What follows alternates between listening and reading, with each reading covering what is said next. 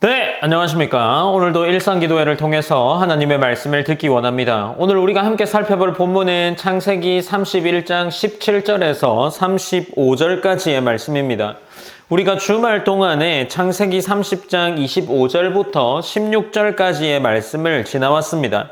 그 말씀에 보면 야곱은 라반의 집에서 오랜 시간 동안 보내면서 많은 재산을 얻게 되는 장면이 기록되어 있습니다. 그 과정 속에서 야곱을 대하는 라반의 태도가 점점 변해가고 있었습니다. 품삯이 여러 번 바뀌고 관계는 점점 더 긴장 속으로 들어가고 있었죠. 그 가운데 하나님은 야곱에게 내 조상의 땅으로 들어가라 라는 말씀을 하셨고, 야곱은 그 말씀에 따라 오늘 본문 서두에 보면 자신의 거처를 옮기고자 노력합니다. 그래서 라헬과 레아도 이러한 결정에 동의를 하고 하나님이 주신 것을 따라가겠다라는 고백을 하죠.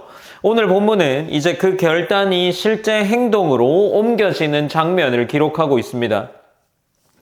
본문 17에서 18절에 보면 야곱은 아내들과 자식들을 낙타에 태우고 그동안 얻은 모든 소유를 이끌고 길을 떠납니다. 그는 하나님의 지시하신 방향으로 삶의 자리를 옮기고자 노력을 했죠. 본문만 읽으면 그저 야곱이 길을 떠나는 것 같지만 앞선 본문에서 이야기했던 것처럼 지금 야곱의 행동은 하나님의 말씀에 순종해보고자 하는 노력이었습니다. 이제 19절에서 야곱의 가족이 옮기는 중에 일어난 사건을 기록하고 있는데, 이 야곱의 가족이 자신의 하나님의 말씀을 따라서 거처를 옮기려 할 때 라반은 양털을 깎으러 나간 사이였습니다. 그때에 라반이 없기 때문에 라헬이 아버지의 드라빔을 도둑질합니다. 이 드라빔은 당시 가정에서 신상이나 상징물로 여겨졌던 것인데, 만약 이것이 그 가정에서 중요한 것이라면 그 가정에 있는 신앙과 정체성이 곧 이 드라빔이라는 것이 되겠죠. 그러니 라헬의 이 행동은 꽤나 의미 있는 장면이 될 수 있습니다. 하나님을 따라서 떠나겠다라고 고백하고 결단했음에도 불구하고 이 라헬은 자신의 아버지 라반의 드라빔을 훔치는 행동을 통해서 여전히 과거의 것을 붙들고 있는 모습이 보여지기 때문이죠. 그리고 이제 20절에서 21절 말씀에 보면 야곱이 자신이 지금 라반에게 머물러 있는데 거기서 떠나고 있죠. 그 떠날 때에 라반에게 말을 하지 않고 떠납니다. 가만히 떠났다라는 표현들이 등장하는데 본문 31장 20절 후반부에 가만히 떠났더라라고 기록을 하고 있는 거죠.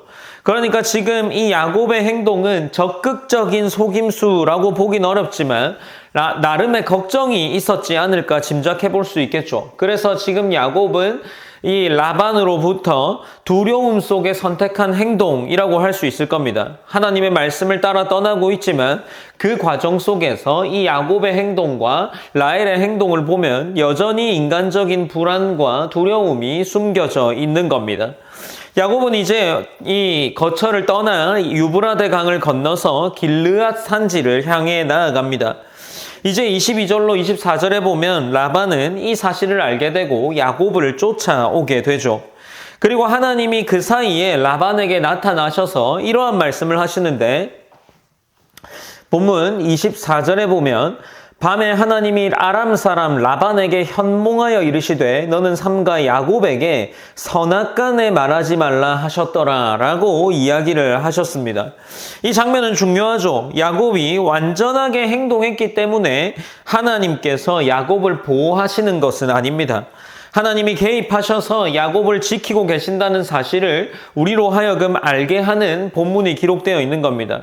그러니 지금 이 본문을 볼 때 우리가 생각할 수 있는 것은 야곱의 완전함으로 인해서 하나님이 그를 지키고 보호하시는 것이 아니라, 하나님의 보호는 이 사람의 완전함이 아니라 하나님의 약속에 근거하신다는 사실을 다시금 상기시켜주고 있는 거죠. 이제 25절로 30절 말씀에서 라반은 야곱을 따라와서 그를 책망하고 있습니다. 왜 몰라 떠났느냐? 왜 작별도 하지 않고 갔느냐라는 질문들을 하게 되죠. 특히 자신이 야곱이 훔치지 않았던 야곱의 아내 라헬이 훔쳤던 자신의 신을 훔쳐간 것에 대해 문제를 제기하기도 합니다. 31절에서 32절 말씀에 보면 야곱이 라반에게 대답하는데 이렇게 기록하고 있습니다. 내가 생각하기를 외삼촌이 외삼촌의 딸들을 내게서 억지로 빼앗으리라 하여 두려워하였음이니이다. 외삼촌의 신을 누구에게서 찾든지 그는 살지 못할 것이요 우리 형제들 앞에서 무엇이든지 외삼촌의 것이 발견되거든 외삼촌에게로 가져가소서 하니 야곱은 라헬이 그것을 도둑질한 줄을 알지 못함이었더라. 그러니까 지금 이 라반이 야곱에게 하는 질문들에 야곱은 굉장히 떳떳했던 거죠. 왜냐하면 라헬이 드라빔을 가지고 온 것에 대해서는 전혀 알지 못했기 때문입니다. 그래서 야곱은 진실을 알지 못한 채 말하고 있지만 이 의미들이 굉장히 강한 단어의 표현들, 강한 표현들로 기록되어 있는 거죠. 33절에서 35절에 보면 라반은 이 자신의 신인 드라빔을 찾기 위해서 이 야곱의 장막을 뒤집니다. 결국 찾지 못하죠. 이 드라빔은 본문에 따르면 라헬에 앉아있던 낙타 안장에 숨겨져 있었습니다. 그리고 35절에 보면 라헬은 자연스러운 핑계를 대면서 이 자연스러운 상황으로 위기를 넘기고 있는 거죠. 이 장면은 겉으로 보면 긴장감이 있는 사건이지만 동시에는 신학적으로 의미를 가지기도 합니다.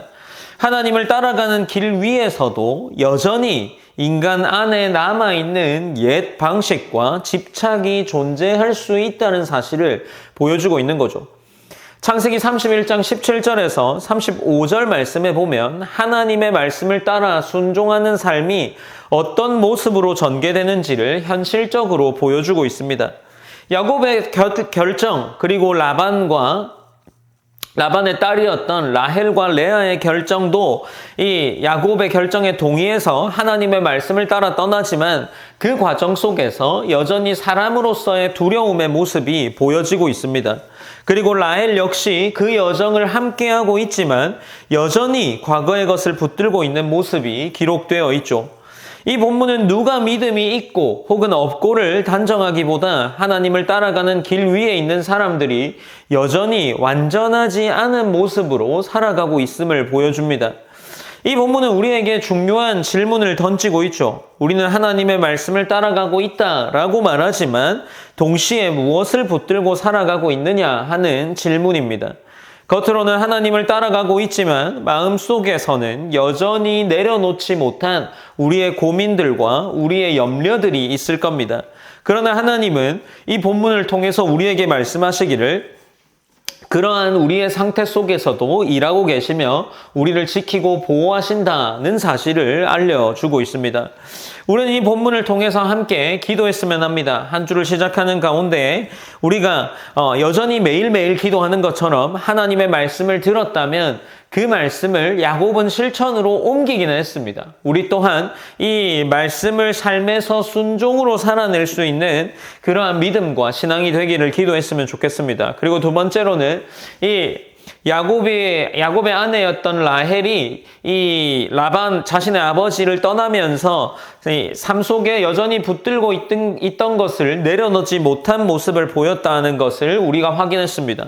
우리 또한 그럴 수 있겠죠. 우리가 함께 기도할 때 하나님을 따라가는 삶 속에서 여전히 붙들고 있는 것들을 내려놓고 온전히 하나님만 신뢰할 수 있는 것, 하나님이 우리의 고백의 전부, 내 삶의 의지가 될 수 있는 전부가 되기를 기도하면서 나아갔으면 좋겠습니다. 제가 기도함으로 오늘 일상기도회를 마무리하겠습니다. 사랑의 하나님 감사합니다. 하나님 우리가 오늘도 일상기도회를 통해서 한 주를 시작합니다. 우리가 계속해서 살펴봐오고 있는 이 창세기의 말씀을 통해서 함께 말씀을 나누었습니다. 오늘 말씀은 야곱이 그가 계속해서 함께하고 있던 외삼촌 라반을 떠나는 모습을 보입니다. 그 속에서 인간적인 두려움과 약함의 모습이 보이죠. 이것은 우리에게 무언가 우리의 삶을 점검할 수 있는 그러한 말씀이 되지 않을까 싶습니다. 우리가 우리의 삶을 돌아볼 때도 우리도 여전히 하나님을 신뢰한다 하지만 내 안에 있는 염려와 두려움이 이 삶을 가로막고 있지 않은가 싶습니다. 우리의 삶 속에서 가로막고 있는 것들을 하나님께서 놓게 하시고 또 내가 붙잡고 있는 하나님 이외에 붙잡고 있는 많은 것들이 서서히 힘이 풀려서 하나님을 더 붙잡을 수 있는 그러한 하나님의 자녀가 될 수 있도록 인도해 주시옵소서. 이번 한 주간에 우리가 나누었던 주일에 나누었던 말씀들을 기억하게 하시고 우리 신앙의 부르심의 확신을 얻게 하시고 또한 함께 나누었던 말씀처럼 우리 공동체가 하나 되고 조금 더 우리가 서로를 아끼고 서로를 사랑할 수 있는 그러한 말씀을 실천할 수 있는 한 주가 될 수 있도록 하나님 인도해 주시옵소서. 모든 영광 하나님께 올려드리며 살아계신 예수님의 이름으로 기도드립니다. 아멘.